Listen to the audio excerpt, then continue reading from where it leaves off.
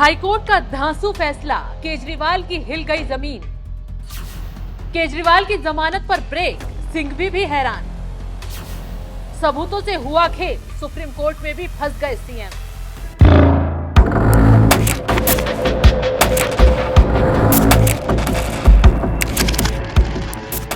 नमस्कार, आप देख रहे हैं एनएमएस न्यूज। मैं आपके साथ शबनम। दिल्ली के मुखिया अरविंद केजरीवाल के लिए हाईकोर्ट से बहुत बुरी खबर सामने आई है। हाईकोर्ट ने बड़ा फैसला सुनाते हुए केजरीवाल की जमानत पर रोक लगा दी है। ये फैसला सुनते ही जेल में सीएम साहब की हालत खराब हो गई है।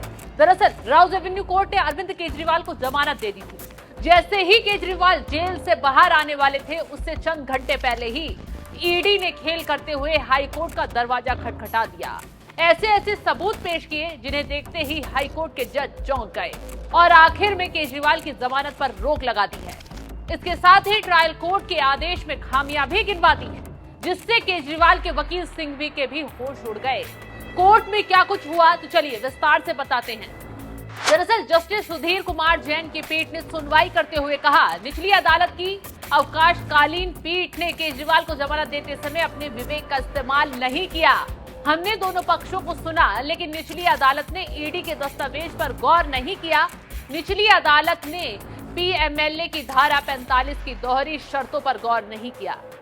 हाईकोर्ट ने साफ शब्दों में कहा, राउज एवेन्यू कोर्ट की जज ने जमानत देते हुए ईडी के पक्ष को नजरअंदाज किया और इसके साथ ही पीएमएलए की धारा 45 की शर्तों पर भी गौर नहीं किया गया और छूटते ही केजरीवाल की जमानत पर फैसला सुना दिया गया।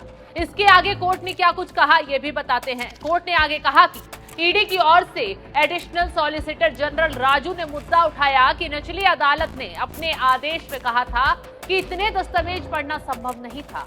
इस तरह की टिप्पणी पूरी तरह से अनुचित थी और ये दर्शाती है कि ट्रायल कोर्ट ने रिकॉर्ड पर अपना ध्यान नहीं दिया। तो हाईकोर्ट खुले तौर पर राउज एवेन्यू कोर्ट की जज पर भड़का, जिसने केजरीवाल को जमानत दी है। हाईकोर्ट का फैसला आने के बाद ईडी के वकील एसपी राजू ने क्या कुछ कहा, तो चलिए ये भी सुनवाते हैं। The High Court has appreciated our arguments and has stayed order of bail in favor of Mr. Kejriwal. So what are the observations made by the High Court bench, sir? There are several observations made. One regarding Section 45. Section 45. 45 having not been considered properly. Another is that the papers have not been perused by the court. यानी कि निचली अदालत ने एक तरफा फैसला सुनाया और अब हाई कोर्ट ने दोनों तरफ की दलीलें सुनकर केजरीवाल की जमानत पर रोक बरकरार रखी है। वैसे भी ईडी ने जवाब में ऐसे सबूत पेश किए थे जिससे केजरीवाल का खेल बिगड़ना तय था।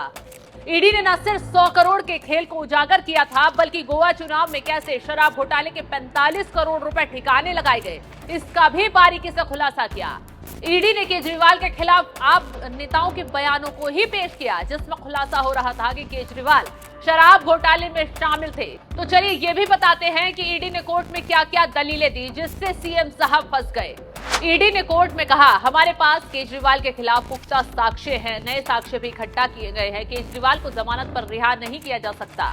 तेहरा हवाला डीलर के बयान और गोवा के आपके स्थानीय नेताओं के बयान लिए गए हैं। इनके बयानों से स्पष्ट किया है कि किस तरह हवाला के जरिए रकम गोवा चुनाव के लिए वहां पहुंचाई गई, इसका वितरण किस तरह हुआ। निचली अदालत ने इन महत्वपूर्ण तथ्यों को नजरअंदाज कर गलत तरीके से केजरीवाल की जमानत को मंजूर किया है। केजरीवाल का जमानत का आदेश पूरी तरह से गैर कानूनी व अवैध है। तो सबूत देखते ही हाईकोर्ट ने केजरीवाल की जमीन को हिलाकर रख दिया है और फैसला सुना दिया है। बता दिया है कि ट्रायल कोर्ट को दोनों पक्षों को सुनना चाहिए था, लेकिन ऐसा नहीं हुआ। यही वजह है कि हाईकोर्ट ने केजरीवाल की जमानत पर स्टे लगा दिया। खैर, अब 26 जून को सुप्रीम कोर्ट में केजरीवाल पर सुनवाई होगी। अब सुप्रीम कोर्ट क्या फैसला सुनाता है, देखने वाली बात होगी। लेकिन ईडी के पास जो सबूत है, उससे केजरीवाल का खेल बिगड़ता दिखाई दे रहा है। जमानत पर रोक लगते ही बीजेपी ने तंज कसते हुए क्या कुछ कहा, ये भी सुनिए। माननीय हाई कोर्ट ने अरविंद केजरीवाल जी की जमानत याचिका को रद्द कर दिया गया है। जो जमानत अरविंद केजरीवाल जी को निचले अदालत ने दी थी, माननीय हाई कोर्ट का मानना है कि निचले जज साहब ने ना तो डॉक्यूमेंट पढ़े, ना उन्होंने अपना ब्रेन अप्लाई किया, माइंड अप्लाई किया और बिना उन्होंने सोचे समझे ये जमानत दी है। माननीय हाई कोर्ट का ये मानना है कि अरविंद केजरीवाल जी के खिलाफ शराब घोटाले के पुख्ता सबूत हैं। पैसे के लेन देन के सबूत हैं, किस तरह से उन्होंने पैसा अपने निजी लिए इस्तेमाल किया इसके भी सबूत हैं। और मैं बार बार कहता आया हूं, अरविंद केजरीवाल जी दिल्ली के अंदर ऐसे मुख्यमंत्री हैं जो लालू प्रसाद यादव जी के बाद सबसे लंबे समय जेल में रहेंगे। अरविंद केजरीवाल जी ने एक घोटाला नहीं किया, अभी तो एक घोटाले का हिसाब शुरू हुआ है। अरविंद केजरीवाल जी ने अनेकों ऐसे घोटाले किए हैं। इसलिए आज से कोर्ट की जजमेंट के बाद एक बात स्पष्ट है, अरविंद केजरीवाल जी भ्रष्ट हैं। खैर, अब जो आम आदमी पार्टी ट्रायल कोर्ट के फैसले पर शोर मचा रही थी कि सबूत नहीं है, केजरीवाल को फंसाया जा रहा है, उस आम आदमी पार्टी को हाईकोर्ट के फैसले से तमाचा पड़ गया है। अब जल्द ही सुप्रीम कोर्ट का फैसला भी आ सकता है और यहां से भी उम्मीद लगाई जा रही है कि केजरीवाल को झटका ही मिल सकता है, क्योंकि ईडी ने तमाम सबूत केजरीवाल के खिलाफ कोर्ट में पेश कर दिए हैं।